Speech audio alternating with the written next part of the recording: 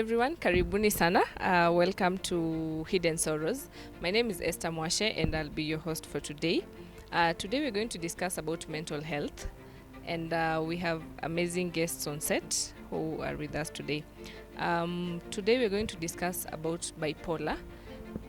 They are going to tell us more about bipolar itself, their life story, and how they're coping up with it. Karibuni sana, and I will let them introduce themselves. Guys, I am Monica Taki and I am a student of Mount Kenya University. I'm studying journalism and mass communication, and I'm also a sister, I'm a cousin, I'm a friend. I am so many things, and in all that, I am bipolar, but I'd love to say I live with bipolar. It has become my friend. So yeah, that's basically me. Hi guys, my name is Ian Kiprotich. I am a student at Kabarak University, pursuing Bachelor of Science Information Technology, that is IT. Currently I'm in my final year, and I'm also a child of two beautiful parents, a dad and a mom.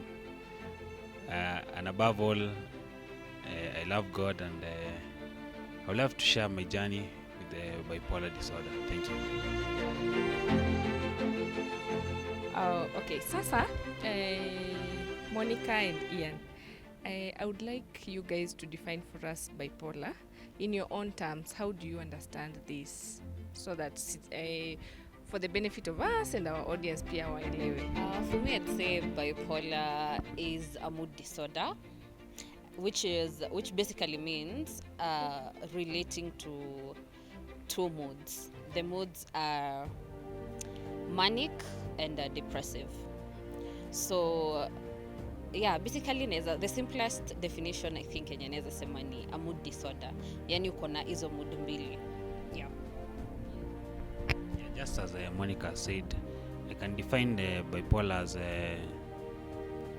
it's a disorder that has two ends, to maniac or depressive state. So for maniac is when someone is so hyper, or someone is so engaged in activities na nini, akona psych to do anything. Kocha, yeah. Of course, yeah. Then for the depressive state is when now someone feels so lonely, feel low, is not excited in anything or in any situation. I think Monica can explain more.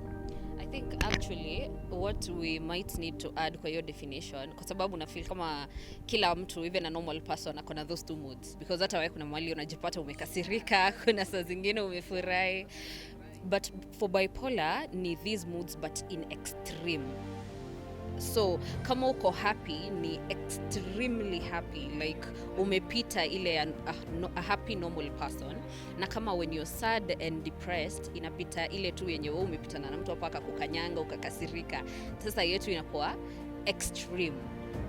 Yeah. Please tell us, how did you come to know that you have bipolar? Because vile tu umesema, there are days that I get happy and there are days that I get sad. Now, what will differentiate me and you? I feel kama hiyo ni a whole journey. Still have the journey. It's a whole journey. So for me, I don't know, it was a mix, because si rahisi like ujue uamke tu hivi siku moja and then you decide that I think nilikasirika jana leo na nimefurahi, so I think I'm bipolar. It doesn't work like that. So for me it started, oh my god, hata sikumbuki ni lini. It was way back, I think 2021, and ilianza kama sadness too, because at first you don't really realize kama ni depression ama ni nini, so you slowly start losing interest kwa vitu normal too. I've mentioned kwa introduction, I'm a student, so for me it started with missing just one class, na niko like nasikia nimechoka, there's no need ya kwenda hiyo class, I can miss one, sindo, it affect, yeah, it's okay, kila mtu ana missing class, yeah, it's very normal. So me was like, let me miss this class. So na miss ya kwanza na kaka hivi tena kidogo na amka na another reason, I'm feeling sleeping kama sikulala poa, so let me miss another. I miss another one, so I ended up missing a lot of classes to a point that sasa ilipofika wiki ya cut I could not singepewa cut because sasa ujamit class attendance, unapata huko hata leka ja kuona in the last I don't know how many weeks, wako like uwezi fanya kati yangu. So I was like okay sawa, na nikatoka. I went back and remember nikifanya many people maybe who miss class wameenda kuparty and da. Sisemi I was not partying, but for me it was I'd go back, naingia kwa kitanda na watch movie. So for me at that time ilikuwa something very normal because sasa nitadu, unajua haya. So nikakaa hivo, and then of course after you miss cuts you miss exams. So one semester was gone, I didn't do anything. Nakumbuka nyumbani they don't know, I'm making calls, naomba hata nimetoka sahi class. Shule iko poa, nimetoka cut sahi, so yeah, everything is okay. So nikaendelea hivo, and then I would get these periods za break, feel very hopeless na una feel. I live in a hostel, so unapata tutamka asubuhi kila mtu ameoga kwa room ameenda shule, mimi nimebaki, and I'm like okay, ni kama I seem like a very unserious student, huh? But sasa niko na zile reasons za okay nilinyimwa cut, so what am I going to do to in class? So yeah, I'm justifying myself and telling myself this is normal. Yeah, it's okay because what will I do? Yeah, but then you start feeling really hopeless. Na una feel okay sasa I'm not going to school, I've not done cuts, okay what am I doing? So utakuwa na these breakdowns too. Najipata nimelia like for a whole hour na napata tu my mind gives me a lot of reasons. Unaona ile time unajitafutilia tu kitu cha kulia, hata unaweka a sad playlist, vitu kama hizo tu. So ni kama mtu mwenye ameheartbreakiwa, so you yeah find the heartbreak songs yeah to motivate you to cry. yeah and exactly. process the heartbreak. Mhm. Now for your case, you're trying to find a playlist to make you feel more hopeless. Yeah, because now I'm already feeling more hopeless, so sasa I don't even want to do anything happy. And remember all this I had friends, yeah, so watanipigia hata they are like tunaenda unajua hii weekend we're going for a road trip sijui wapi, tunaenda sijui nini. I would agree because they're my friends na ni vitu sherehe lazima tupige sherehe. Yeah, so I'm like okay sawa, ni saa 2, but sasa ikifika hii saa 2 I'm like okay nitajitoaje hapa, mbona niliagree? And I'm like okay hapa nitatafuta tu reason niwape naenda sijui wapi, I won't make it, I'm sorry guys, naendelea kulala. So for a very long time that continued, and I was in a depressive state for very long. But sasa ilifika extremes when now this pain would get, because sasa you begin to, I can talk to you, we can have a conversation ata as my friend, and you'll say something that is completely normal, ama make a comment that is completely okay kwa hiyo conversation. I won't tell you, but later on itakuwa ni kama imetrigger a lot of feelings of okay, now people don't like me, now you see hata wananiona nakaa vibaya, mbona alisema hivyo, na maybe wewe ulisema hata ilikuwa tu joke. For me sasa nitainterpret in a lot of other things na nitatafutilia other experiences that have happened before na niziunganishe zote sasa, and I interpret it as a lot of things. These people don't want me now, you see I'm not even okay, evil. Now where yeah, they are judging me, now I don't even want to go out and meet these people because all they do is judge me, evil. So for me it got to extremes of when I would have these breakdowns, I would hurt myself.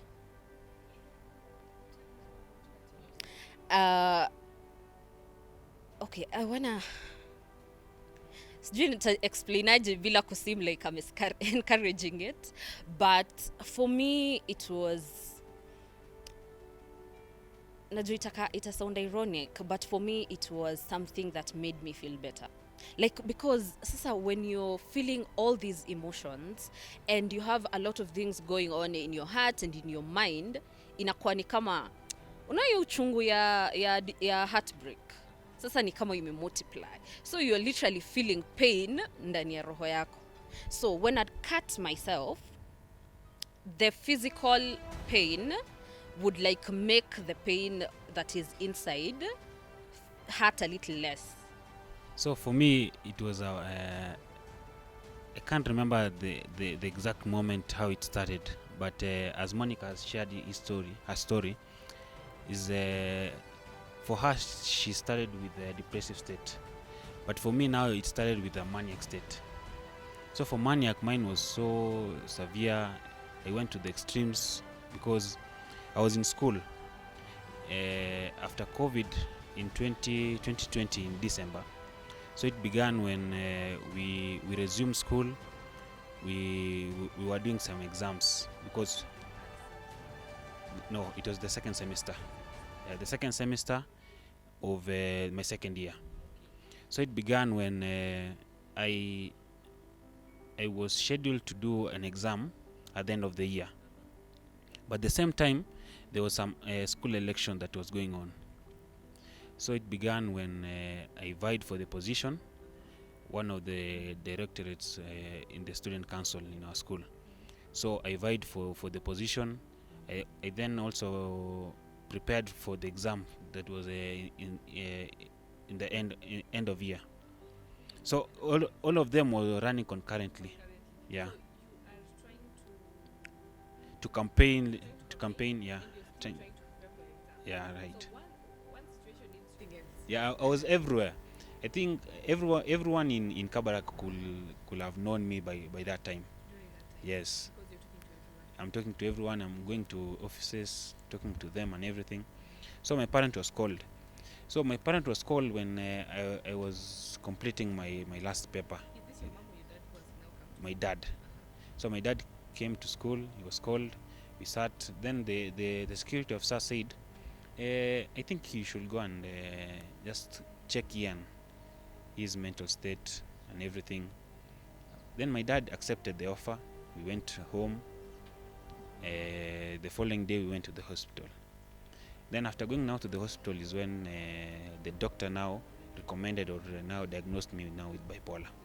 Yeah, seeing my signs and everything is when now the conclusion came that I have bipolar. So that is how it came about. Okay, sasa tumejua vile Ian alikuwa diagnosed because yako ulijua time ya campaign period. Now back to Monica. How did you come to know that you are now bipolar? So after hizo periods za missing school and being in a depressive state, that whole time sikuwa nimefikiria about my manic episodes, because for me the manic episodes zilikuwa, for me they seemed like the only time I had motivation. So mimi sikuwa naona kama hizo there's a problem. But sasa for normal people unapata unaanza kukosana na watu, because sikuwa haraka kuaccept twende sherehe, but nikikubali tutapiga hiyo sherehe 1 week, si ninyi mliniita. So tutapiga hiyo sherehe 1 week. Hiyo 1 week mimi utasikia nikilalamika nimechoka, utasikia nikilalamika sina usingizi. Whatever time you want us to amke tupige sherehe, I am okay. Sitachoka. Sasa mimi ndo tutaanza kukorobishana na wengine, because sasa mmechoka, mnamaanisha nini mmechoka? Mimi sijachoka. Mimi sisikii like bado tuendelee hivyo. So after that whole period, and remember I was missing class bado. So I am sponsored by this organization inaitwa She Fund. So at this time nikimaliza kupiga hizi sherehe, I would go back to the depressive episodes. One, because I am not going to school and I'm being funded. So I know at one point, if they know my funding will stop, I don't know what to tell my parents and everything. So nilifika point sasa and succumbed to the hopelessness and actually decided to, okay, sasa, this is what is happening to me, and I think it's only fair niachane tu na shule. Wakijua shauri yao. So what I had to do, nilijembea, what I had to do is basically wakikuja, because they come they're from the States, so they come every year. So nilikuwa nimengoja wakuje niwaambie, and then I'm out of the program na ni hivyo. That's it. I can live my life without the pressure, because sasa nilikuwa nasikia shule hata imeanza inanisumbua. Imekuwa too much unnecessary pressure. Kila mtu anataka tu nimalize shule. And then I'm a very talkative person. I'm a very confident person. So this whole time nilikuwa nasikia even the friends I have, they are not with me because of me. They are with me because of the things I offer. Like, mimi nitaongelelea, mimi ndo niko kila mahali, yani that is why you love me. And I felt like if they knew the real me who cries in bed every night, who sometimes finds it hard to even take a shower, they would not love me for that. So nilikuwa najua, let me just, acha tu niharibu kabisa, nishaharibu, acha tu niharibu, wakuje niwaambie na nivo. Nishachoma ichomeke kabisa. So time came and wakakuja. So I went and I told them, so there's something I want to tell you. I've not been going to school. I've not done my exams. I've not done and I'm sorry, because I felt like these are people, they are very loving. Like, unajua sika normal funding ile you're just paid for school and everything. These people connect with us and they talk to us, so they're like family. So I felt like nimewa disappoint, but I'm sorry. But there's something I failed to mention. My plan was, so this whole time, there are moments you feel suicidal. But I did not feel like I have a good reason, and a reason that is enough for me to commit suicide. So I was looking for reasons. Na ningezipack tu. Now this whole time when I'm packing my reasons, I'm Googling what medicine can be fast, I don't know, nimepanga. I had like ata si drawer, kama acha shunza, I had a whole chemist on my suitcase that I was just packing and waiting for this D-Day when I'll finally have enough reasons and enough courage to actually do it. So this whole time hata nikisema they'll come and I'll tell them, I was figuring nikiwambia, then I'm out of the program and I'm out of school, and then my parents will know definitely, and then watakuwa disappointed, all those disappointments zote, at least I'm sure zitakuwa enough reason for me to actually take myself, do them the favor of taking myself out of their lives. Unajua? So they came and I told them, and I waited for them to say that nivo sasa, because ujakuwa ukienda shule, you've wasted our money, nivo, you're out of the programs. But that is not what they said. They actually said, we think you have a problem and you need to start therapy. You're going to see a therapist if you want, and we need to help you. So I was like, okay, this is not what I wanted, but ni sawa. If I can get better, if you guys think I have a problem, ni sawa. Mi sina shida na kuongea na therapist. So I went and started therapy. I did therapy and actually started feeling better. So now that semester ilikuwa ishapita, so I had to wait for the next. I continued with therapy and actually I started feeling better. So I would get out of bed, and at that time I remember nilikuwa natafuta attachment. So I started sasa kwenda these places trying to apply for attachment and everything. And to some point, I think I actually got really good, and I was back on track. I was looking for attachment. I was doing a lot of things. I was going back to school. Hata kama I didn't really go for classes, juu sasa zilikuwa zishanipita, but I would talk to people, I would go out, I would hang out, hivyo. Na nikadhani niko sawa. Until after all that, I lost a friend. So losing a friend, this is a friend who nilikuwa najua, alikuwa na a past, alikuwa struggle na depression. So there's time they tried to commit suicide, but luckily it was not successful, and they fought and they were finally out of the depression. Na wakakuwa, they were actually now getting better, got a job, started doing some projects, and they were doing good. So for me, it was really, I did not understand why would God take someone who ashatoka kwa hiyo space, sasa ako sawa. Mimi nimekuwa nikitembea kwa hii barabara nikiomba gari moja tu inigonge, ama nipande tu gari nipate accident, and it's not happening. And then mtu mwenye finally asha decide kuishi ndo unamchukua. It's not fair. Sikuwa naona ikiwa fair. So this whole time when we were mourning my friend, I was mourning my friend and I was mourning myself.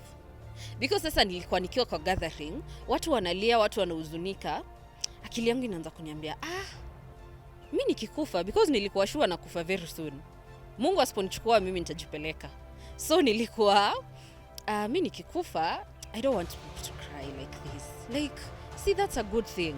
Mtu akikufa yeye ameondokea hii mashida yote nyia muoni.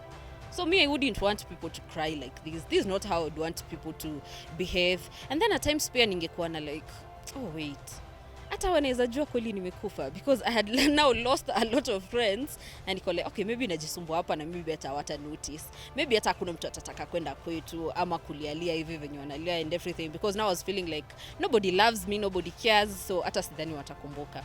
So these things sent me back, nikaanza kupati sasa. Ndo nisifikirie all these things, I started drinking. I would drink a lot, smoke weed a lot. Na it went on for like almost, I think, 3 weeks or something. And then I remember all this time, okay, one thing, when you have these feelings, you convince yourself that I'm doing okay. Si ni kitu, kwani hata nikienda klabu kupiga sherehe, kuna watu wengine hapo, inamaanisha hata hao wako depressed. See, that is normal. Everybody is partying. So mi sioni yangu ikiwa na shida. So I did that, and I went back for therapy. Sasa after a burnout, because after a manic episode, unaingianga, uko most likely kuingia kwa depressive episode, because sasa burn out. Unafeel umechoka, sasa uchovu inakuja once, kila kitu, now you're feeling hopeless and everything. So I went back to a depressive episode, and I went back to therapy. Sasa kwenda kwa therapy, ndo my therapist decided that akaona sasa here there's a problem that we are not, yenye bado hatujafikia. I think there's something else. It's not just depression, but I think there's something else. Nando akanituma kwa psychiatrist, and that was 2022 around May. So that was when I was diagnosed with bipolar. Which year were you in? Were you in your specific year in school? I'm doing a diploma, so your time nilikuwa on my second year, but we had lost a lot of time. Nakumbuka that was after COVID, so we had already lost a lot of time. Na sasa pia, so yeah, that was on my second year. You mentioned that harming yourself physically would relieve you. Now, what did you mean by harming yourself? I meant actually cutting my wrist. Like literally? Yeah. So like literally. Okay, can I see the marks? Yeah. So you would take something. Is it a razor blade? So you take a razor blade and then just cut yourself, literally cutting yourself, and then you're bleeding. Let me just ask, where were your friends at this time? Do you have a roommate? The thing is, venye tu nimekuambia, when you're feeling like this, unakuwa, it comes with good lying skills. So kumbuka, mimi I was not going to school. So ingefika asubuhi, my roommates wameoga, wameenda wapi? Shule. Mimi nimebaki peke yangu kwa room. So that is when I would have a breakdown and everything, and then slit my wrist na kila kitu and sleep, because now I was feeling better. And then I would wake up, wash up, clean, hivyo narudi sawa, wakikuja tunapiga story kama kawaida, nimevaa sweta yangu, nimeficha mkono, and tunaendelea business as usual. Actually they like never knew anything was going on. So if I get this clear, when you are in that depressive state, you tend to start lying because it is a defensive mechanism for you to survive, right? Yeah. Okay. Ian, I would like you to tell us when you now went home with your dad to a doctor, how did you accept the news that you're now bipolar, and how did you understand it, and how did your dad understand it? So after we were from school, we went home. Then the following day, my brother and my dad accompanied me to the hospital now. So in the hospital now is when we waited for a doctor to come for consultation and everything. So we waited, but now we went just to a general doctor, or let me say a physician. So the physician now prescribed some drugs for me and said, you just take some tablets and go and rest at home. So I accepted the offer, and I took the medicine religiously, and I went home. But now, reaching home, I stayed for some time at home, but my parents now were reluctant because they saw that not everything is normal again. Let us go back to the hospital. So again we went to the hospital. Then my doctor now said everything. No, my dad now said the signs and the symptoms that I had already shown. After explaining them to the doctor now referred us to a psychiatrist. So we went to Eldoret Hospital. So that's a private hospital. So going there, I explained all my challenges and everything and the side of my story. My dad also explained the side of the story that he knows. After that, the doctor now prescribed some medicine for me, and he said now I should be hospitalized for some time. So I took some bed rest for 4 days in the hospital. Then after 4 days I went home. But now, when I was in hospital, everything was normal for me. You people are seeing that I'm hyper, I'm sick, but for me I'm seeing everything is just normal. But I said it's okay because I have a good bed to sleep on, I have television, good food, of course, because it's a private hospital. Anything you can order, they can bring it for you because it will be billed. So I accepted the offer. I stayed in the hospital. Then I went home. So going home, my parents also saw that everything is not again normal. So reaching there at home now is when I think it hit me that it cannot be the new normal. So I went to my bed. I just reflected on my life, just saw how the event has been unfolding since from school, and now I'm at home. Also, my parents kept on talking to me each and every time, asking me many questions. So when someone has bipolar and you keep on pondering some question on him or her, they will ask themselves many questions again. If you ask me now, Ian, how are you feeling? Me will see that question like, how am I feeling? Like how am I feeling?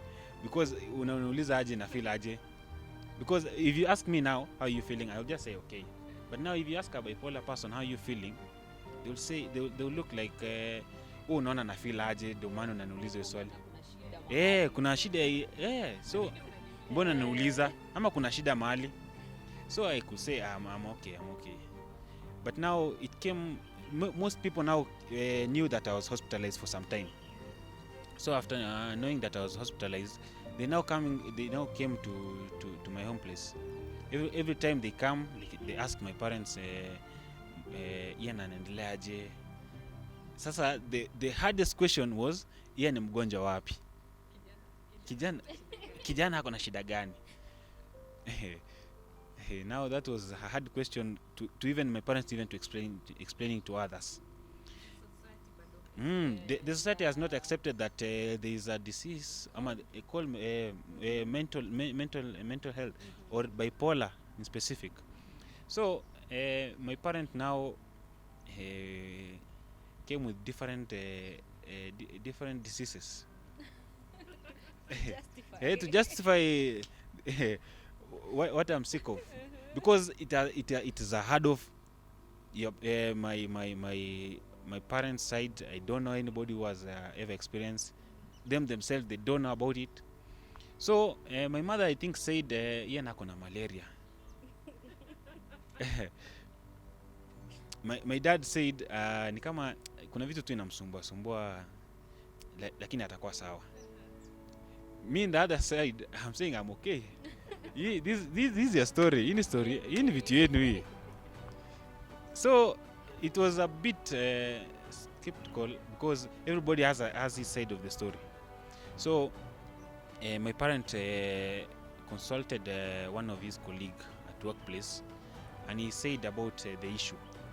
So I think that was an eye-opener for our family and everyone, because he shared the story. He said how I was faring on, Then the other guy also shared the story about his son. So that is now when my father came to terms with the illness. I was then also again hospitalized the second time, now to confirm that si malaria, si kichwa si mawazo mingi, si atakuwa sawa. So there's a neighbor of ours, almost I think 200 meters from our home place, came and saw me. So the guy works in a hospital, and he works in a IT department. So he shared, my dad shared the story. The guy said, huyo mniletee tu, I will take care of him. And he's a youth man. So we went to his home place. Going to his own place now is when the person shared the whole story now. He said, we have many people who are bipolar. Even one of their members in their family has bipolar. So it's now when everything now, my dad now was calm. It is normal now, someone to endure something like that.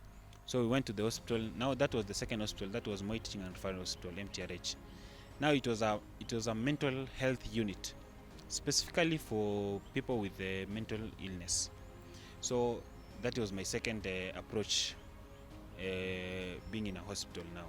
So there I was hospitalized for a period of almost 10 days. It was so intense for me because that is when the reality now hit me that truly I'm suffering from bipolar. So I accepted the fate, and I learned more of the coping mechanism and everything, the drugs and everything, because under there the doors are locked. Like you cannot freely interact like now I was in the hospital. Yeah, because there now it's a unit of its own kind.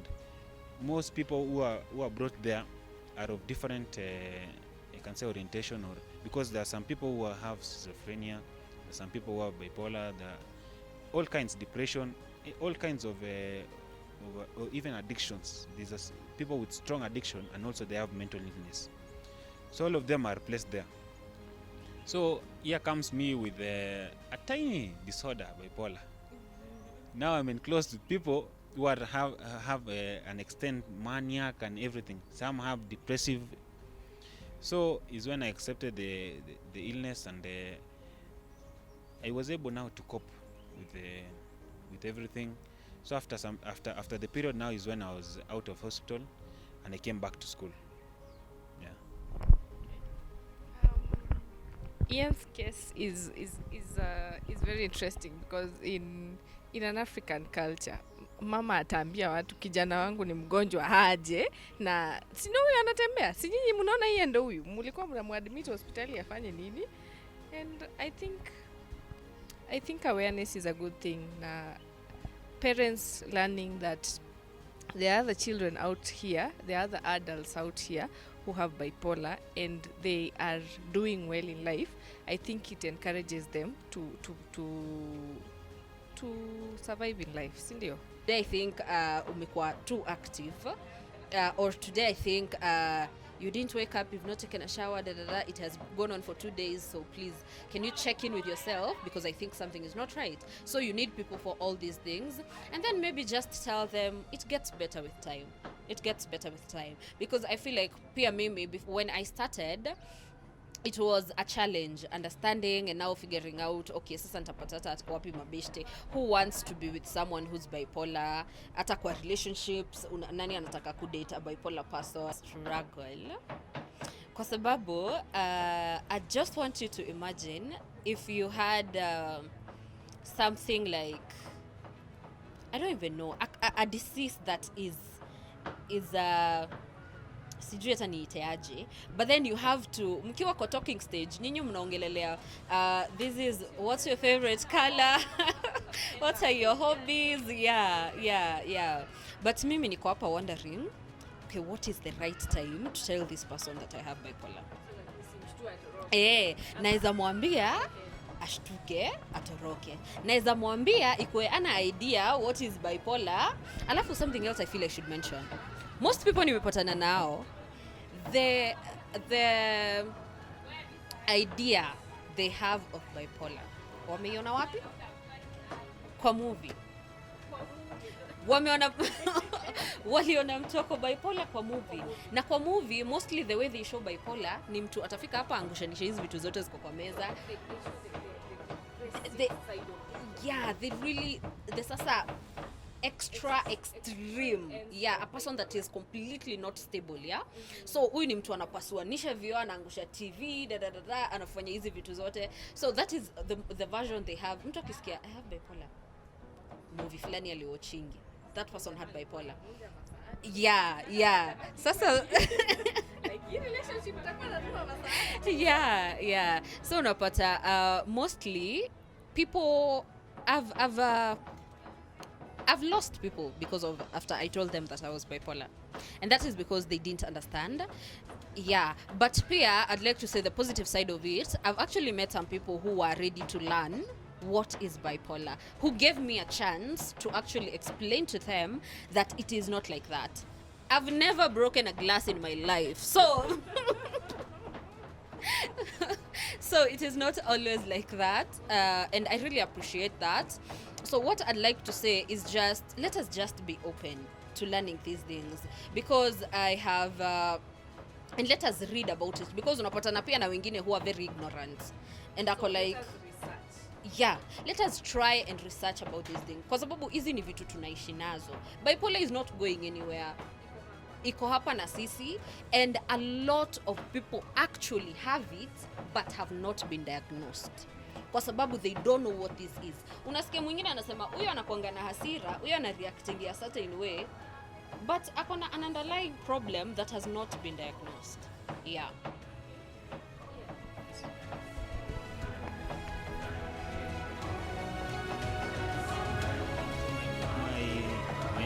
My advice to people who are living with bipolar is same like Monica's.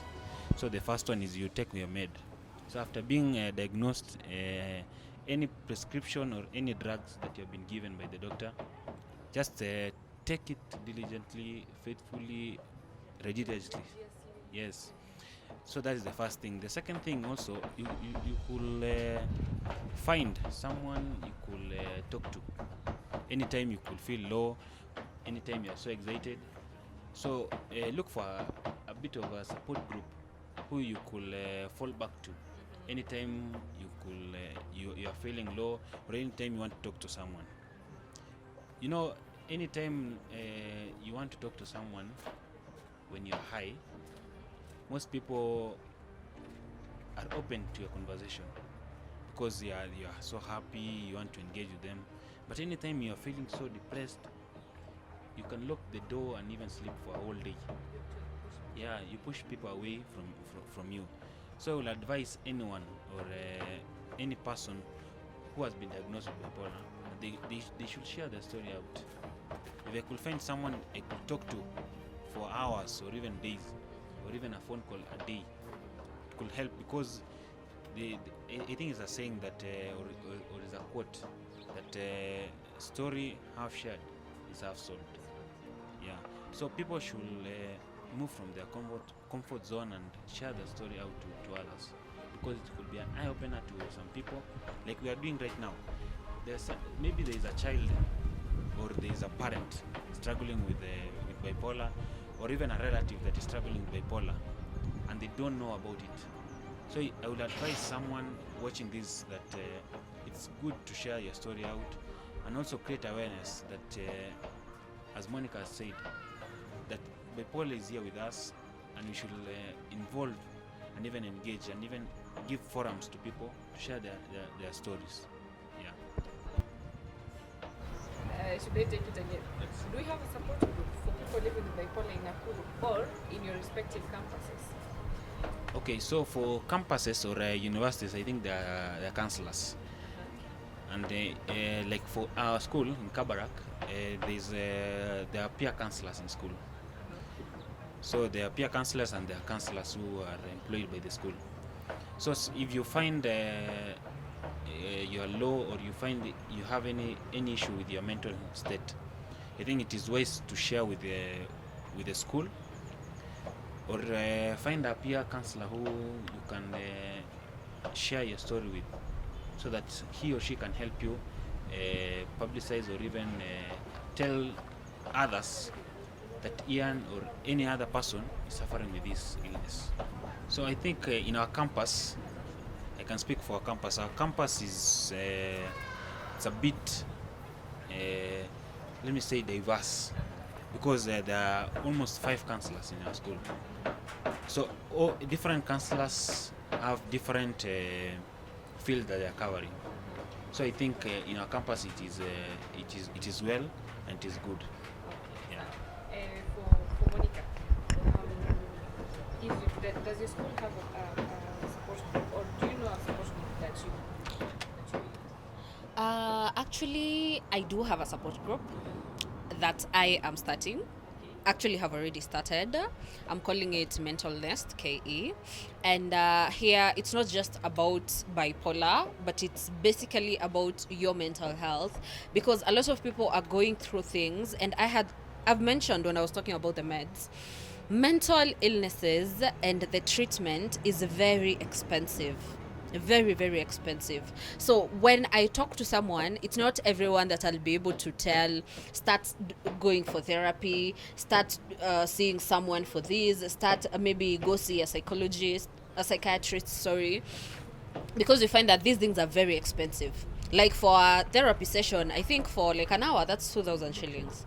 Na hii economy, not everyone, yeah, not everyone will be able to afford that. So I'm trying to create a space where we can come together and actually let people know that you are not alone, because I feel like that is something I experienced a lot when I started my journey of discovering what this was, and I didn't know who to approach. I didn't know nikitoka nje everyone looked perfectly fine, so I was wondering, kwani ni mimi peke yangu napitia hizi vitu, kwani ni mimi peke yangu nasikia hivyo? So I'm trying to create an environment where people where just let people know that you're not alone. Other people are actually also going through things, and it's perfectly normal, and it's okay to not be okay. Yeah. So, my people, we have come to the end of the session, and we have learned that we are not alone in this, and there are support groups out there. There is a safe haven of people you can trust and talk to. If you feel you have bipolar, or if you feel that you have any mental illness, please see a doctor, please talk to your parents, please talk to your spouses, see somebody who is going to advise you on the way forward. For this, we really thank you. On to the next. See you next time. Thank you so much.